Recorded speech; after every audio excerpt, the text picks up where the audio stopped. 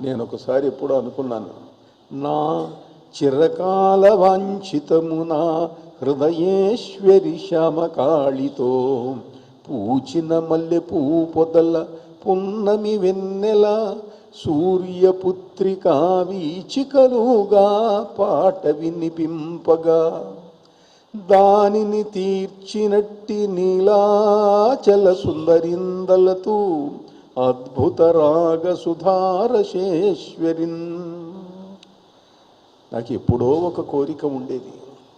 మంచి కార్తీక పూర్ణిమ నాడు వెన్నెలలో యమునా నదిలో పడవ మీద ప్రయాణం చేస్తూ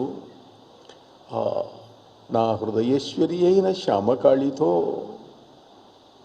ఆ పడవ మీద మంచి పాటలు వినిపిస్తే ఎలా ఉంటుంది అని అనుకున్నాను నేను.